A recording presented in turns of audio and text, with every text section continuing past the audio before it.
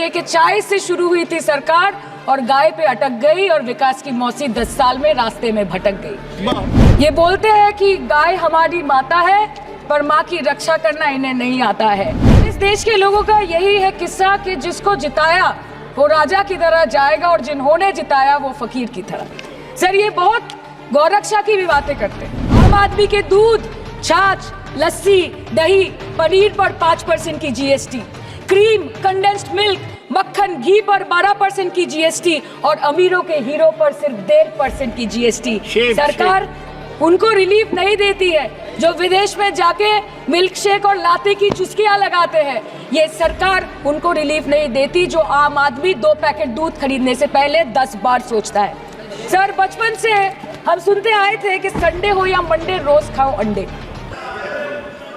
धन्यवाद अध्यक्ष महोदय, आपने मुझे बोलने का मौका दिया। मैं जादवपुर लोकसभा क्षेत्र से पहली बार चुनकर इस सदन में आई हूँ और मैं धन्यवाद देना चाहती हूँ मेरी लीडर ममता बनर्जी और अभिषेक बनर्जी का और जादवपुर लोकसभा क्षेत्र के सारे वोटरों का जिन्होंने मुझे भारी बहुमत से जिताया और इस सदन में भेज के बीजेपी को एक पैगाम दिया कि पश्चिम बंगाल में माननीय सदन में इन नेताओं को धन्यवाद नहीं होता। आप और ये संदेश सर, ये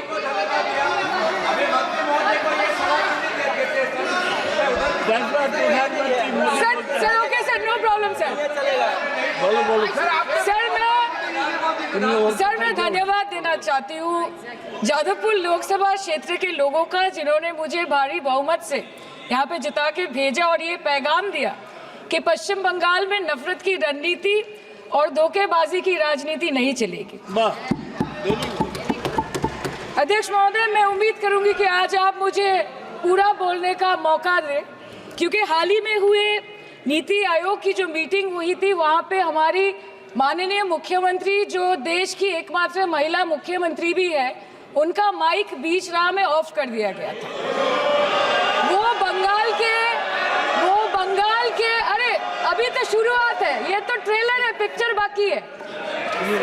अध्यक्ष महोदय, मैं आपसे ये बोलना चाहती हूँ कि वो बंगाल के हक के लिए यहाँ पे सवाल उठाने आई थी, वो बंगाल के लोगों की बात रखने यहाँ पे आई थी, लेकिन उनका माइक ऑफ कर दिया गया। आपके माध्यम से मैं इस सदन में उपस्थित वहाँ जो बैठे हैं माननीय सदस्य, कोई भी नीति आयोग या कोई भी घटना को सर एक लाइन आपका डिलीट करेंगे सर, एक लाइन सर, मैं यही बताना चाहती हूँ कि बंगाल के लोगों का गला घोटने का काम किया गया और उनकी आवाज को बंद करने का काम किया गया। आगे जाके बंगाल के लोग आपके पार्टी की माइक ऑफ कर देंगे, बस एक चुनाव बाकी है, आप देख लीजिएगा। Sir, all India Trinamool Congress इस सदन और इस देश का 3rd लार्जेस्ट ऑपोजिशन पार्टी है और हम आपसे धन्यवाद हम आपको देते हैं कि आपने हमको रेलवे, स्वास्थ्य, शिक्षा और आज ये पशुपालन जैसे महत्वपूर्ण विषय पे चर्चा करने का मौका दिया। लेकिन तृणमूल कांग्रेस आगे जाके देश के हर महत्वपूर्ण मुद्दे पे बात करेगा, चाहे वो चीन का अनैतिक रूप से इस देश में प्रवेश हो या वो 700 से ऊपर आंदोलन जीवी किसानों की माननीय सदस्य, आप पहली बार बोल रही हैं, मैं आपको हस्तक्षेप नहीं करना चाहता, लेकिन जिस अनुदानों की मांगों पर चर्चा सर अभी आ रहे हैं सर नीट के घोटाले से लेके जीएसटी के बोझ तक, एयरपोर्ट की छत टूट जाने से लेके रेल पटरी से छूट जाने तक तृणमूल कांग्रेस के सदस्य, हर सांसद देश के हर गंभीर मुद्दे पर चर्चा करेंगे। बस यही आपको बोलना था। रिस्पेक्टेड सर, मामाटी मानुष is the Magna carta of the governance of West Bengal and our party, and I feel truly honored that today I've been given the opportunity to talk on a ministry which is intrinsic to the Mahamati Manush of the country. हमारे किसान अपनी मवेशी को, अपनी फसल को माँ की तरह पूछते हैं, जिस खेत में वो हल चलाते हैं उस जमीन को नमन करते हैं। But does this major sector get support from the government? Sir, Indian agriculture supplies around 58% of India's livelihood and is a principal source of income for half of the population, accounting for 17 to 18% of the country's GDP. 70% of India's rural poor depend on livestock and farm animals. But does this sector get what it deserves? इसका जवाब अगर आप देश के किसान से पूछेंगे तो वो आपको यही बात बोलेंगे कि चाय से शुरू हुई थी सरकार और गाय पे अटक गई और विकास की मौसी 10 साल में रास्ते में भटक गई। Sir, exorbitantly high cost of cattle and poultry feed under the mismanagement of this sector by the current government and wholesale fodder inflation hovering between 25% to 28.6% in the last 2 to 3 years, it is a 9-year high. Sir, किसान खुद क्या खाएंगे? अपने परिवार के लोगों को खिलाएंगे? अपनी गाय भैंस भेड़ बकरी को क्या खिलाएंगे? सर, ऐसे ही वारदात होते हैं जहां गरीबी से जूझता हुआ एक किसान उसको अपनी गाय भेड़ बकरी को बेचने में मजबूर करते हैं और अंत में जाके वो अपनी खुद की जान ले लेते हैं। सर, पिछले 10 सालों में 1,12,000 किसानों ने इस देश में आत्महत्या की। एनसीआरबी की एक रिपोर्ट के अनुसार 10 साल में हर दिन इस देश में एवरेज में 30 किसान हर दिन अपनी जान ले लेते हैं। सर, इस देश के लोगों का यही है किस्सा कि जिसको जिताया वो राजा की तरह जाएगा और जिन्होंने जिताया वो फकीर की तरह। सर, ये बहुत गौरक्षा की भी बातें करते हैं। देश के लोगों को ये पता होना चाहिए that there is a fodder crisis in India and the union minister has himself stated in a written reply in Rajya Sabha that yes, the country is deficit in fodder. So it means that cows are dying without food in government-owned goshalas, especially the BJP-ruled state.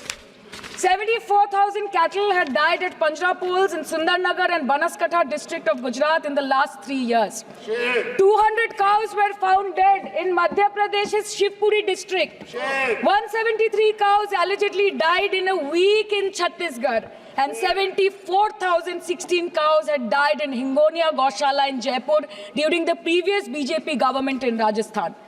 तो sir, पहले खाना ही नहीं मिला, fodder crisis, फिर मिल भी जाए तो इतना महंगा कि किसान खरीद ही नहीं पा रहा है, फॉडर इन्फ्लेशन, और सर खाना मिल भी जाए तो पशुओं की बीमारी। उससे मुकाबला करने के लिए इस सरकार ने क्या किया? The Parliamentary Standing Committee on Agriculture, Animal Husbandry and Food Processing presented its report which stated that 32.7 lakh cattle were infected by the viral lumpy skin disease across several states and a whopping 2.4 lakh cattle died within months. ये बोलते हैं कि गाय हमारी माता है पर माँ की रक्षा करना इन्हें नहीं आता है। अध्यक्ष महोदय, हम सब जानते हैं कि इस मिनिस्ट्री के अंतर्गत डेयरी भी आता है और भारत इस पूरी दुनिया में दूध के उत्पादन में नंबर 1 है, contributing to almost 24.46% of global milk production. But since the government has not been able to bridge the gap between demand and supply, it has successfully turned the country from being the largest producer of milk to an importer of milk. In the last 10 years, due to the stagnation in milk production, the gains of white revolution has been systematically whitewashed. The dairy farmers are forced to throw buckets of milk on the highway protesting against meager remuneration for their produce. And the price of milk, on the other hand, has increased by a massive 55% in the past 10 years. It was rupees 36 per litre in 2014 and now rupees 56 per litre in 2024. When this government came to power, the first thing the milk producing companies regulated by it did was to increase the price of milk by rupees 2 per litre. This was their revenge on the people of India for not providing a majority to the BJP. आम आदमी के दूध, छाछ, लस्सी, दही, पनीर पर 5% की GST, cream, condensed milk, मक्खन, घी पर 12% की GST और अमीरों के हीरो पर सिर्फ 1.5% की GST। सरकार उनको रिलीफ नहीं देती है जो विदेश में जाके मिल्क शेक और लाते की चुस्कियां लगाते हैं। ये सरकार उनको रिलीफ नहीं देती जो आम आदमी 2 पैकेट दूध खरीदने से पहले 10 बार सोचता है। सर, बचपन से हम सुनते आए थे कि संडे हो या मंडे रोज खाओ अंडे।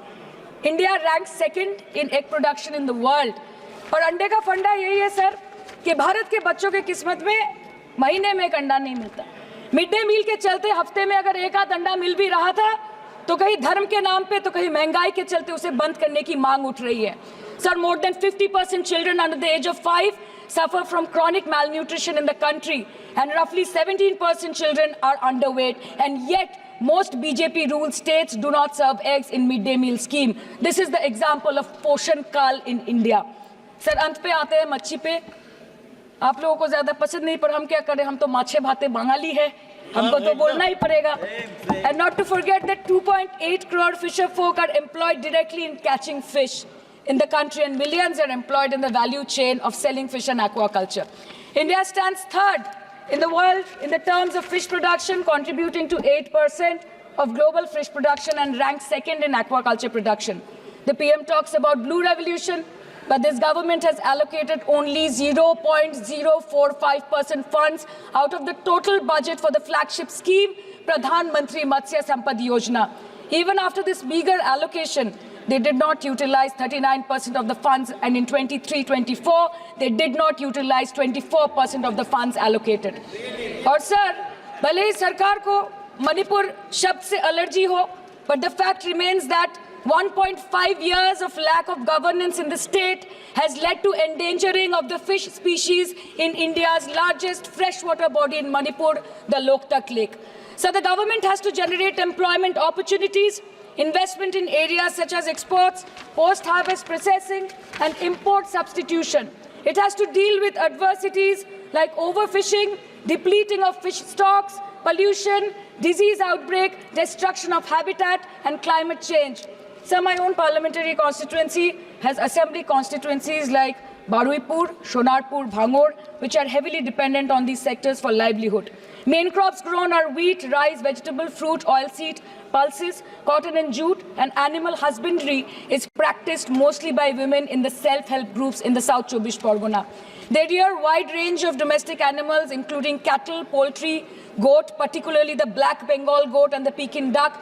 And I take extreme pride in saying that in the last 5 years of the TMC government, the CM Mamata Banerjee has allocated a massive amount of 76,680 crore to agriculture and its allied sectors for their development. The government of West Bengal has achieved remarkable success in implementation of state schemes, namely Bangla Dairy. The state-owned company is providing financial incentive at the rate rupees 11.5 per litre of raw milk directly to the bank accounts of primary dairy farmers through milk unions.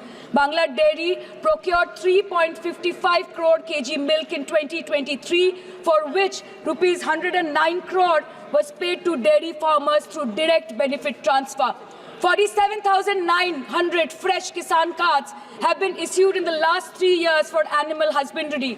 Up to 30th November 2023, rupees 393 crore was sanctioned to marginal animal rearers in the rural areas.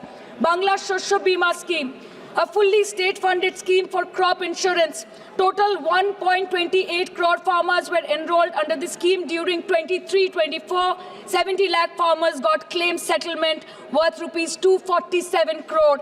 76,049 farmers are getting pension amounting to rupees 1,000 per month under Joy Bangla scheme.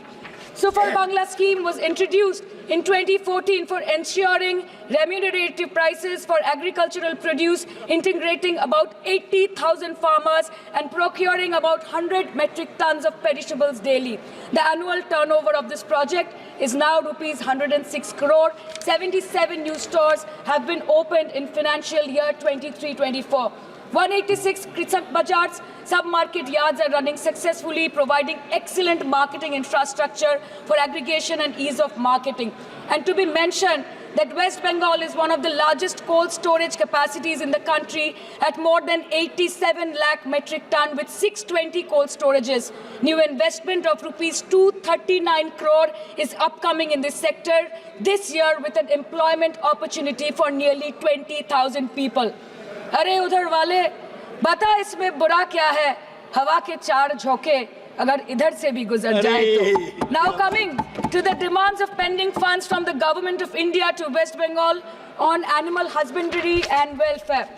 50% of the central share, rupees 12.72 crore for financial year 23-24, being the recurring expenditure for mobile veterinary units, is pending with the Government of India. Government of West Bengal requested for sanctioning an additional 126 MVUs for 24-25. However, it was regretted, citing want of funds. the proposed central share of 49.93 crore for financial year 24-25 for assistance to states for control of animal disease has not yet been released by the Government of India. Despite repeated persuasion, Department of Animal Husbandry and Dairying has not released the central share of rupees 10 crore for financial year 24-25 for various ongoing National Livestock Mission schemes, including the project for the establishment of Buck Semen Station in Horinghatta. ये तो बस इसी ministry से बकाया है बंगाल का। अभी दूसरी मिनिस्ट्री प्रक्रिया तो पता नहीं कहाँ पे जाके ये खत्म होने वाला है। मैडम, मैं बस ये कहना चाहती हूँ कि इस बीजेपी सरकार ने पिछले 10 सालों में इस देश के लिए क्या किया, उससे बड़ी तालिका बनेगी कि 10 साल में क्या क्या कर सकते थे पर किया नहीं। 2014 में जो किसान मोदी है तो मुमकिन है सोच के और अच्छे दिन के ख्वाब देख के बीजेपी को वोट दे रहा था, आज 10 साल बाद वो बोलता है कि मोदी है तो नामुमकिन है। शायद अभी वो किसान है भी नहीं। तो इसीलिए मैं बोलना चाहती हूँ कि समय बड़ा महत्वपूर्ण होता है अध्यक्ष महोदय, और बड़ा बलवान। बंगाली में हम एक बात बोलते हैं कि समय गेले साधन होबे ना। इसका मतलब यही है कि अगर समय चला गया तो साधना नहीं होगी, अगर भक्त रूठ गए तो आराधना नहीं होगी। और 3 से 303 से 240 के आंकड़े बोलते हैं कि इस बार जो आप चले गए तो दोबारा लौटने की संभावना नहीं होगी। तो यही बोल के मैं अपनी बात खत्म करती हूँ। Thank you so much.